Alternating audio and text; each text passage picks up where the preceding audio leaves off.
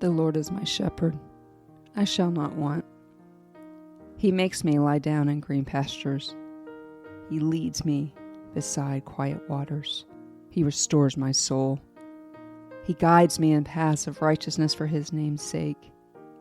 And even though I walk through the valley of the shadow of death, I will fear no evil, for you are with me. Your rod and your staff, they comfort me. You prepare a table before me in the presence of my enemies. You anoint my head with oil, my cup overflows. Surely goodness and mercy will follow me all the days of my life, and I will dwell in the house of the Lord forever. Hey everybody, and welcome back to this Wednesdays with Watson podcast. This is the season 5 premiere, a season that we are calling Summer in Psalms. This summer we will walk through some of our favorite Psalms. Mostly I will do that with some of my favorite people, but today it is just me. I am so grateful for faithful listeners like you. I know that there are literally thousands of people vying for your attention, asking you to listen to them, and you landed here today, and I am so grateful from the bottom of my heart. If you did stumble on this podcast and are not a regular listener, we would love it if you would subscribe or follow wherever you are listening. Throughout the summer, as I mentioned, some of my favorite people will join me on the show as we discuss their favorite Psalms, as Season 5 is our Summer in Psalms. But as I mentioned, today it is just me. My church is also doing Summer in Psalms, and that's actually where I got the idea. When I arrived at church a few weeks ago, I thought at first my pastor planned to preach on the psalm that I opened this podcast with, Psalm 23. The week had been one of the hardest weeks I had had in a long time. I wasn't ready for a message from Psalm 23. It was too fresh, and I was running on pure adrenaline. Just a few days later, we were walking him home. If you have ever done this, you know what a sweet and immensely sad time that can be. As he faded, he randomly reached into the sky and said, "I want to see Jesus." And sometimes I think he actually said, "I do see Jesus." We watched him walk through the valley of the shadow of death, and there was no fear. He was at peace, just like Psalm 23. We saw God comfort him and us in those last hours. Because you see, we lost one of the heroes of the faith, and I was fortunate enough to be part of the thousands who were touched by his ministry. About a month ago, we dropped an episode with a nod to graduates. It was advice that I did not take from this amazing human that we call Dad McGowan. The day the episode dropped, I got a call that Dad McGowan had fallen and had broken his back and his neck. I went to see him in the hospital, and he was sitting up in a chair, alert and oriented. Less than a week later, he was safely in the arms of Jesus. He was 94 years old. So the Sunday following his passing, I was not ready for a sermon on Psalm 23. Today, however, I would like to bask in the beauty of this psalm, and in the end, share with you what I could share at his funeral. Psalm 23 is one of the Psalms of David. It is not considered a psalm of lament, but of praise to the one who walks us through all of our days. If you want to see the faithfulness of God, I suggest you go out and find a 94-year-old that has committed their life to the work of the Lord. Because you see, Dad served the Lord for over 60 years, finding and operating children's homes in Indiana, Georgia, and Florida. Having known and loved him for 36 years of my life, I saw him fight many battles to keep the homes out of state control. He taught us about faith and was indeed a man that wanted nothing more than the love of his family and to serve the Lord. You see, he was an earthly shepherd to a bunch of unwanted and wandering sheep. As we see in Psalm 23, the good shepherd taking care of his sheep. That's what Dad was for us on this earth. He embodied the faithfulness of God, as surely goodness and mercy indeed followed him all the days of his life. He taught us not to fear evil. He loved us, but was always pointing us to the good shepherd who comforted us in ways that a human could not. He taught us that we were never alone. He taught us about those on earth who are set out to destroy us, and reminded us that the good shepherd has prepared a place for us to sit down with our enemies, only in the end to bask in the faithfulness of God. I know because of this man that God will follow me all the days of my life, will never leave me, will comfort me, will protect me, and he has provided a place of rest in those green pastures for you and for me. I watched Dad McGowan embody that. I am so grateful for that place of rest, those still waters that comfort all of us, as does that promise of goodness and mercy that will follow us all the days of our life, regardless of what we have been through. We will miss Dad, but Psalm 23 will always remind me of this gentle earthly shepherd that remained faithful all of his years. I had an opportunity to speak at his funeral, and I want to share that with you, and then I will be back at the end of this.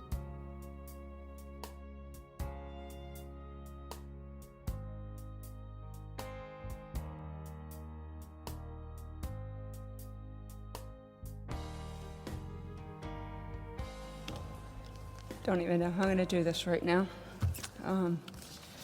Mom said, Amy, be short. She did not say that to them. Clearly, she forgot who helped raise me. This morning, about 4 a.m., I woke up and I was just staring at the ceiling. And I knew I wanted to talk about the things that Dad taught me. The first thing that came to my mind was gratitude. We started every service with that song you heard, Thank You, Lord, for your blessings on me. And I was staring at the ceiling, and I remembered what we started all of our testimonies with. And I texted these guys. I was like, I double dare you to do it. Neither one of them did it. But this is how we started all of our testimonies at Faith Children's Home. I'd like to thank the Lord for my salvation and for all that he's done for me. Dad used to tell us gratitude costs you absolutely nothing. This has served me well in my life, and it largely serves to confuse people that know my story. As you see, I was placed in the children's home when I was 15 years old after my mom abandoned me after yet another abuser. People ask me all the time, how and why can you live a life of gratitude? How can you still say thank you to the Lord for your salvation and for all he's done for you? It is because Dr. Lindy McGowan modeled that for us. And this section over here, y'all know what I'm talking about. We learned the 2 powerful words of thank you. We especially learned that at Christmas time. And they know what I'm talking about when we got gifts. If we didn't say thank you loud enough, we didn't get to keep those gifts. That only happened once for somebody. Mike Higgins already talked about the faithfulness of God, and he kind of stole my thunder a little bit on the FACA, the Florida Association of Christian Child Caring Agencies. Dad was faithful. I came to the home after that 8-year battle, after his health was so ravished, had been heavily affected by those years and weeks of banging on doors, so that Christian child caring agencies today in 2023 are under the purview of the Florida Association of Christian Child Caring Agencies. No state comes in and tells them what they can teach those children. Because had the state come in when I was there and told them that, I would not be standing here today. He spent countless hours and weeks in Tallahassee fighting for the least of these, fighting for me. The result, as you heard, is FACA. When I think of Dad, I think of 1 Corinthians 15:58, where Paul says, be ye steadfast, unmovable, always abounding in the work of the Lord, for you know that your labor is not in vain in the Lord. Of course, we knew that Dad was a man of faith. He had a tall order to teach kids to pray from green beans to Greyhound buses when we blamed God for all that had happened to us. How did he do that? How did he get us praying for green beans to Greyhound buses and everything in between? Because we watched him do it. We watched Mom do it. We watched Cindy do it. We watched Linda do it. By the time I got there, it had been 20 years since they bought food. I thought he was absolutely crazy. I really did. I thought he was insane. Had faith for every single need. Had a beautiful love for Philippians 4:19. But my God shall supply all of your needs according to his riches and glory. I imagine the kids felt like I did Why in the world would we have faith in a God who would provide for us when seemingly the same God had not protected us from unspeakable pain and trauma? The greatest gift from Dad McGowan was this sweet invitation to depend on God for our every need. We always had something assigned to us to pray at the children's home, and it was kind of a litmus test of your prayer life. And at Thanksgiving, that got real. Like we had thousands of people that came. Well, one Thanksgiving, there was one item missing, and Dad loved to harass whoever the stuff wasn't coming in. The item was Cool Whip. He went and looked and see whose name was next to Cool Whip, and it was none other than Mom McGowan. And he razzed her for days and razzed her for days and razzed her for days. The Tuesday before Thanksgiving, we get a call from Publix, and this is what they say to us. Hey, we had a freezer that broke. Can you guys use a donation? And of course, Dad said, well, of course we could use a donation. The only problem, they said, is the only freezer that broke was the Cool Whip freezer. Can you guys use any Cool Whip? And guys, when I tell you we ate Cool Whip for the next year, and that we were always very careful about what we gave to Mom to pray for, is an understatement. If the Bible were still being written here today, Lindy McGowan's name would be in the Hebrews 11 Hall of Fame. Because he taught us without faith, it is impossible to please him. Lindy McGowan made God smile with his face, and he taught thousands of kids to have faith in God. There's a song by Bebo Norman that says, if your faith is hard to find, you could borrow mine. And over the course of 36 years that I've had the opportunity to know and love Mom and Dad McGowan, I have borrowed his faith a lot. I tell people that Dad gave me away at my wedding, and then he gave me back when I wasn't treated well. He taught us unconditional love. If you were fortunate enough to be loved by Lindy McGowan, it was a pure and unbridled love. By the time that I got to the home, I only had abusive experiences with men, with very rare exceptions. Mom and I bonded very quickly, but I stayed far away from Dad, even though he was nothing like the people that hurt me. He represented a gender that did. One day when we were on tour, I heard him call my name over the PA system. This group over here will also feel this. That meant you were in trouble. And so I was like, well, what did I do? So I went up and knelt beside them. And Dad said, I need you to do me a favor. And I said, yes, sir. He said, would you put some water on the pulpit for me every night before I preach when we're on tour? I said, yes, sir. I did that for 8 years. And he called me his cupbearer. What he did for me by just asking me to help him is he was showing me that he loved me, because he knew that if he told me those words that it would terrify me. And so I made sure that the gentle monster slayer, because he was gentle, but don't mess with his kids, don't mess with his children's home. He was MP in the military. This was a man that could also hold his own, but he was a gentle monster slayer that we knew as Dad McGowan. He shattered the walls of my heart and changed my narrative regarding men in general. As I mentioned, I made sure that he had water on the pulpit for 8 years. He loved me with the purest love. It cannot be explained. If you were loved by him, you know what I mean. As I mentioned, he called me his cupbearer. The last couple of weeks have been difficult, to say the very least. We were in the hospital one day, just a few days before Dad passed, and he could not swallow. And Mom was swiping his mouth with one of those sponges just to keep his mouth wet. And he said, Mom? And Mom said, yes, Dad. Give that swab to my cupbearer.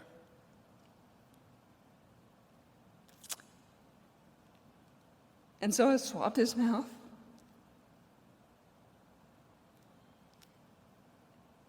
His last words to me were, I love you. As I close, I just want to give you some advice that I didn't take. I take it now, and I encourage all of you to take. When we would leave the children's home, he would tell us 3 things. Stay in church, stay on your knees, and stay in the Word. I did not do that. Life got dark. At some point, I found my way back to that advice. Dad would tell us doing these things won't make your life easy, but it does mean that you'll have the resources by way of community and a relationship with God in the darkest of days.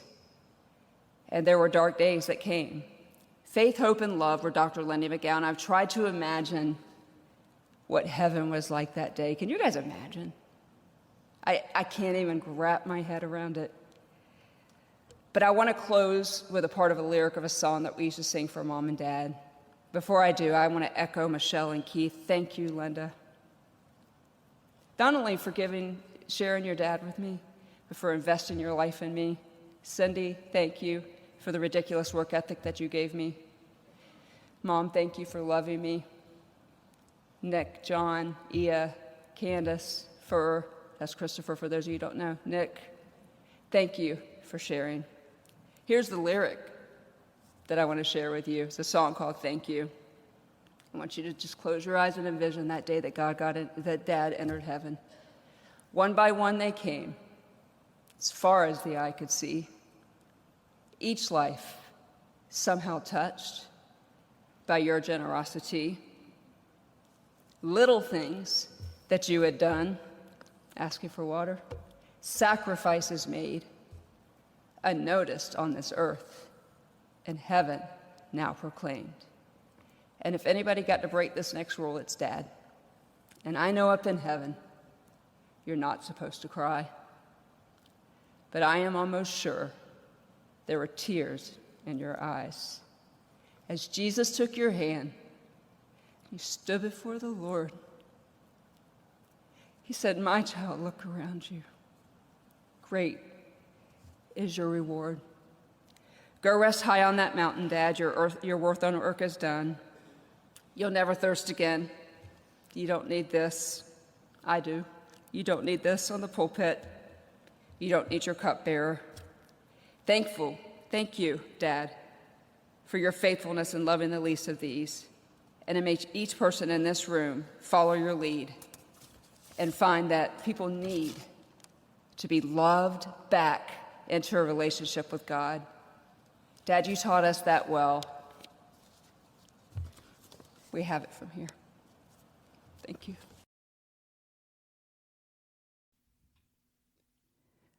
Well, I don't hope that anybody under the sound of my voice ever suffers a loss like this.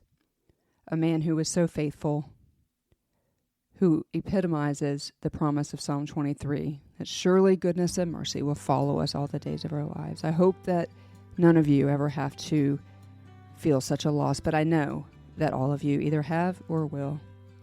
And so may we lean into the star of the story. May we lean into our church. May we lean into our community, because we know that we can do nothing without him. We are in season 5 of this podcast, and we will in 2 weeks be dropping our 100th episode. That is a big deal in podcasting. And what I've learned over the course of these 100 episodes is there is no way to get behind this microphone and talk about the hurts and traumas and pains and victories and all the things in our lives without mentioning the star of the story, without telling you there is no way to get to complete healing without the star of the story. Dad would want you to know about the star of the story. He never tried to explain to us why bad things happen to us. He only loved us well, and more importantly, loved Jesus well. And I hope that we all will learn from his life, from his story, and from the way he loved Jesus, and for the legacy that he left, of which I am on that list. So we will be back here in 2 weeks, and we will be dropping our 100th episode. Again, a very big deal in podcasting. Guys, all of my life he has been faithful. All 99 episodes of this podcast, he has been faithful. It is heard all over the world, with the exception of that one continent, Antarctica, that we still can't get on. May the Lord be glorified. May one day that I stand before God and hear well done, like I know that Dad did. But mostly, I just want you to know you are so loved by God. And you know how I'm going to end this podcast. You are seen, you are known, you are heard, you are loved, and you are valued. We will be back here in 2 weeks with a very special guest for the 100th episode, and we will be talking about Psalm 100. Until then, you guys remember, you matter. You have pulled me out from the depths. You have saved me from certain death. You have shown yourself faithful to me. Over and over, Jesus. So let my life glorify you and teach me to walk